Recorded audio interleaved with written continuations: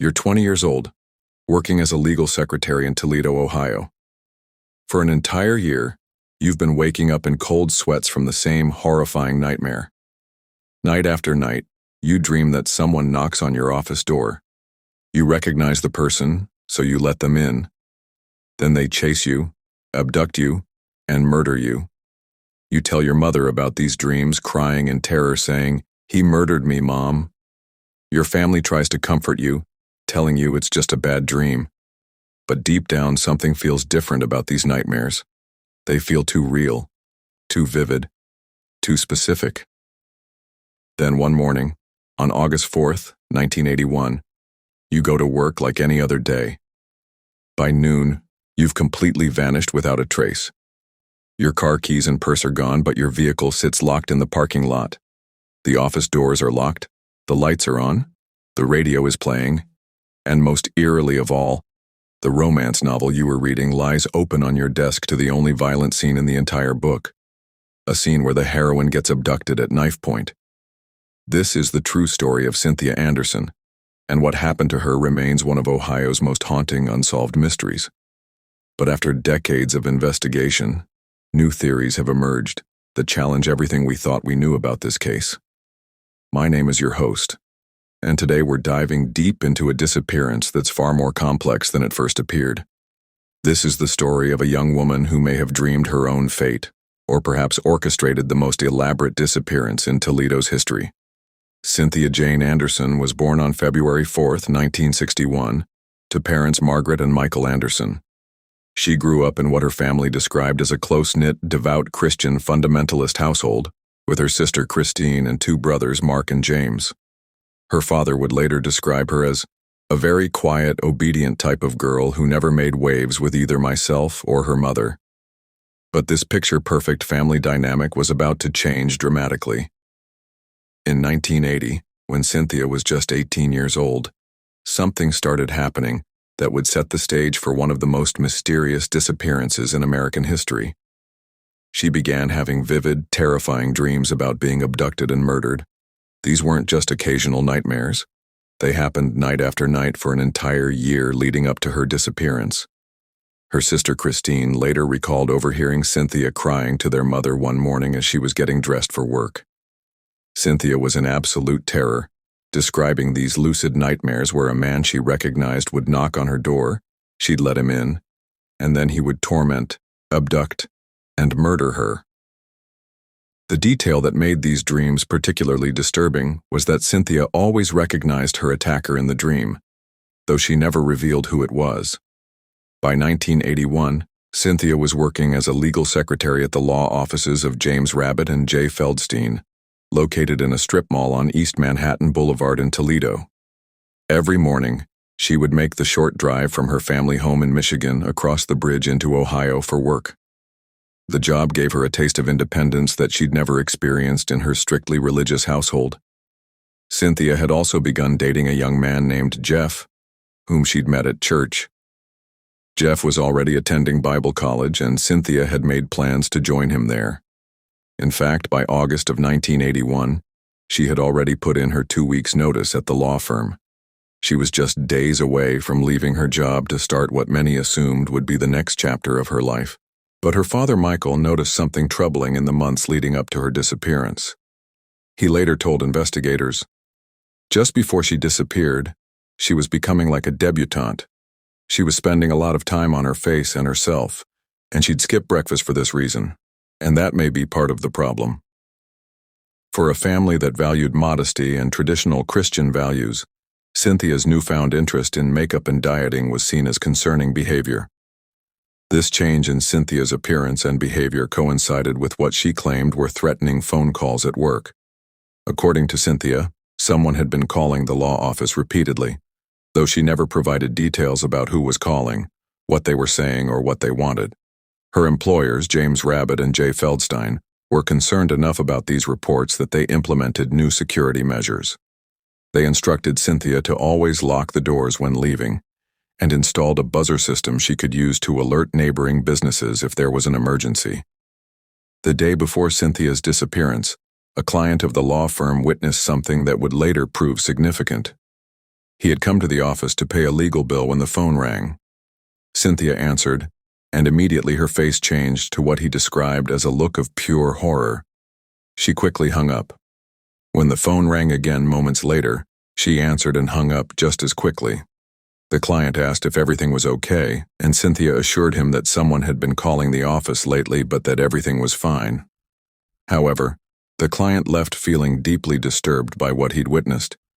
He was so concerned that he actually called the police and requested they check on Cynthia to make sure she was safe. Around the same time, graffiti appeared in the office park where Cynthia worked. Written on walls were messages saying, "I love you, Cindy." Many initially thought this was connected to Cynthia's case, but the man who wrote these messages later came forward.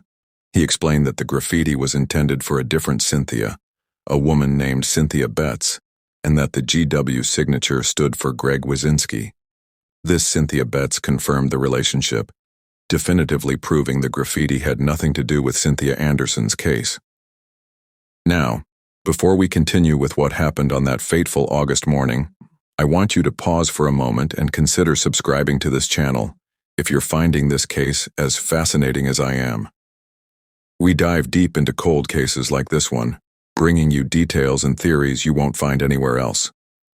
Your support helps us continue investigating these mysteries that deserve to be solved. August 4th, 1981, started like any other workday for Cynthia Anderson. She arrived at the law office around 8:30 in the morning, which was typical for her. During the morning hours, she was usually alone in the office while the lawyers attended meetings or court appearances. The office janitor saw Cynthia at her desk around 9:30 that morning, and some people passing by the strip mall noticed her through the window at approximately 9:45 a.m. At 10 o'clock, someone called the office, but no one answered the phone. When lawyers James Rabbit and Jay Feldstein returned to the office at noon, they found something that immediately set off alarm bells. The front door was locked, which was normal, but when they entered, they discovered that Cynthia was nowhere to be found. The lights were on, the radio was playing, and the air conditioning was running.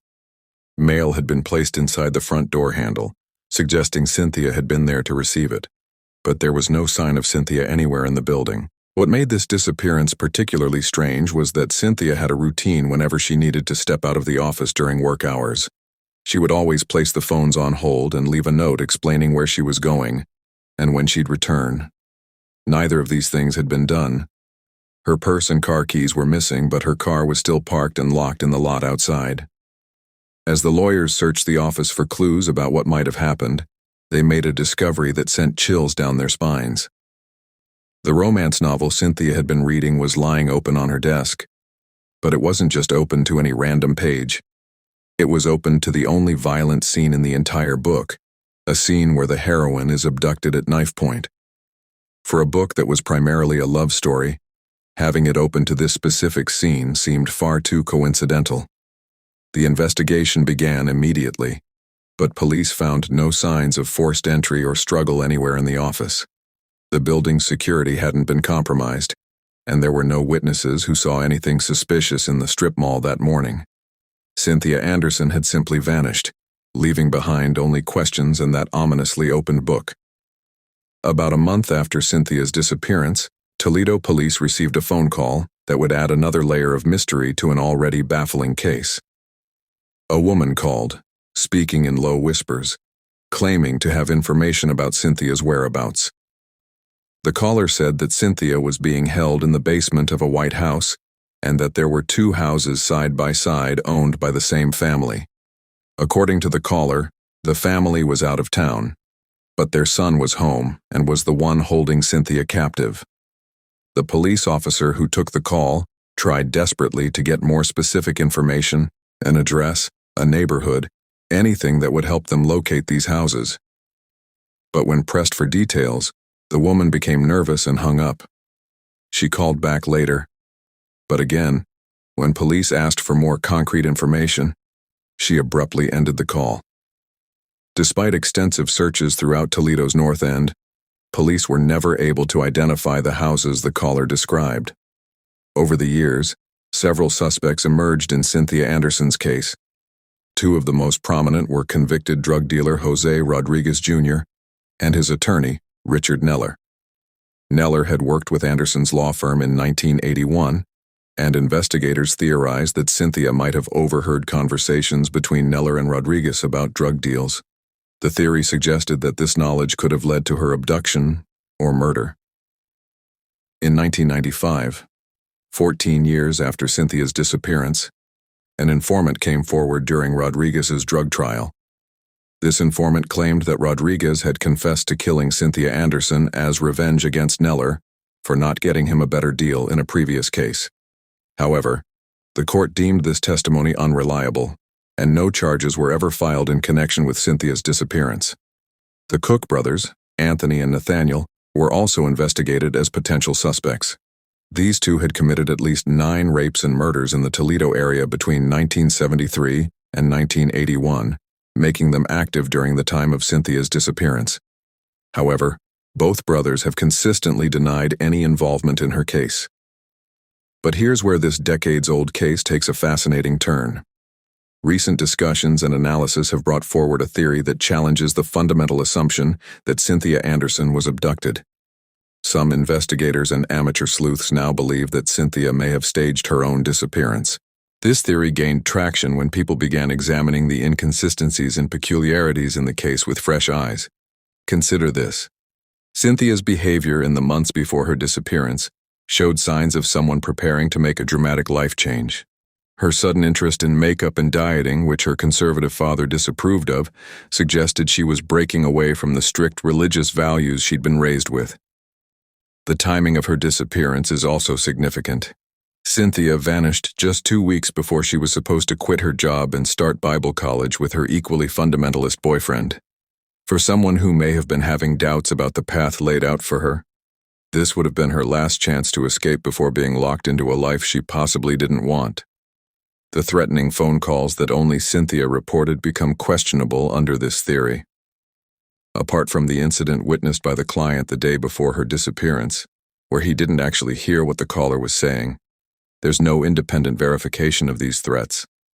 It's possible Cynthia fabricated these calls to lay groundwork for her disappearance, or they could have been part of a plan involving an accomplice.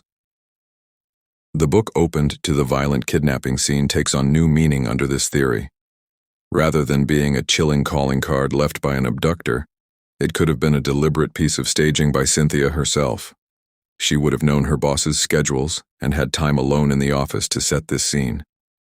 It's exactly the kind of dramatic touch that would convince people she'd been kidnapped rather than choosing to leave. The mysterious phone call claiming Cynthia was being held in a basement also fits this theory. The caller provided strangely detailed yet ultimately useless information. She knew specific details like the house being white, there being 2 houses side by side owned by the same family, and that the parents were out of town while their son held Cynthia captive. Yet she couldn't provide a single piece of actionable information like a street name or address. The whispered voice could easily have been Cynthia herself, disguising her voice to avoid recognition. If you're still watching this deep dive into one of Ohio's most perplexing mysteries, make sure to hit that like button. Cases like Cynthia Anderson's remind us that sometimes the most obvious explanation isn't always the correct one, and your engagement helps us continue bringing you these thought-provoking investigations. The staged disappearance theory also explains why Cynthia's social security number was never used again and why money in her bank account remained untouched. If she wanted to maintain the illusion that she'd been abducted, accessing these resources would have immediately given away that she was alive and had left voluntarily. It's entirely possible for someone to live and work without using their social security number, especially if they had help from someone with experience in avoiding official documentation. Cynthia's car being left in the parking lot makes sense under this theory too. Taking the car would have been pointless if she planned to start a new life, as it would be easily traceable back to her. Instead, she could have arranged for someone to pick her up, or she could have used public transportation. Interestingly, recent research has shown that the last known address for the Feldstein law firm was in an office park with a bus stop directly outside. The dreams that haunted Cynthia for a year before her disappearance take on a different meaning in this context. Rather than being prophetic visions of her murder, they could have been her subconscious mind working through her desire to escape her restrictive life. For someone raised in a fundamentalist household where openly expressing doubts about faith or family expectations would be impossible, these dreams might have been her mind's way of processing her need to break free. However, this theory isn't without its critics. Cynthia's family and friends have consistently maintained that disappearing voluntarily would have been completely out of character for her. They describe her as deeply religious and devoted to her family, someone who would never cause them the pain and uncertainty of not knowing what happened to her. There's also the troubling possibility that even if Cynthia did initially leave voluntarily, she could have encountered danger afterward. A young, sheltered woman trying to start a new life would have been vulnerable to exploitation or harm from someone who offered to help her disappear. The drug connection involving Richard Neller and Jose Rodriguez also can't be completely dismissed. While the informant's testimony was deemed unreliable, the fact remains that Neller was later convicted on drug charges, and Rodriguez was known to be involved in drug trafficking. It's possible that Cynthia did overhear something she shouldn't have, leading to her elimination as a potential witness.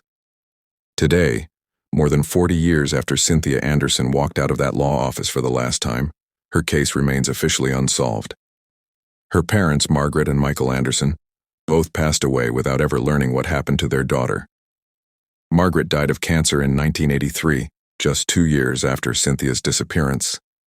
Michael lived until 2008, holding on to hope for 27 years that his daughter would someday come home. In Michael's obituary, it was noted that Cynthia preceded him in death, though her body has never been found. This notation reflects the family's belief that Cynthia was murdered, but it also demonstrates how a disappearance can destroy the lives of those left behind, creating a kind of living grief that never truly ends. The Cynthia Anderson case forces us to confront uncomfortable questions about how well we really know the people in our lives, even those closest to us. It challenges our assumptions about who might choose to disappear and why. Whether Cynthia was the victim of a violent crime or the architect of her own escape, her story serves as a reminder that sometimes the most conventional explanations aren't necessarily the correct ones. What makes this case so compelling isn't just the mystery of what happened to Cynthia Anderson, but what it reveals about the complexity of human nature and the lengths people might go to in order to change their lives. In a world where young women, particularly those from restrictive backgrounds, had limited options for independence, staging a disappearance might have seemed like the only way to break free. If Cynthia Anderson is still alive somewhere, she would be in her 60s now. She might have built a new life under a different identity, perhaps with a family who knows nothing about her past. Or she might have fallen victim to the very real dangers that face young women trying to survive on their own, with no support system. The truth about what happened on August 4, 1981, may never be known. But Cynthia Anderson's story continues to captivate people because it represents something universal: the human desire for freedom and the sometimes desperate measures people take to achieve it. Whether she was a victim or the architect of her own disappearance, Cynthia Anderson's case reminds us that behind every missing person poster is a complex human story that deserves to be told and remembered. If you found this deep dive into the Cynthia Anderson mystery as thought-provoking as I did, please subscribe to the channel and share this video with others who appreciate true crime content that goes beyond the surface.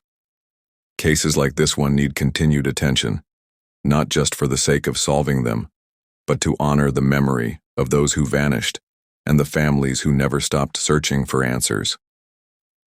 Until next time, keep questioning, keep investigating, and remember that sometimes the most important truths are hidden in plain sight.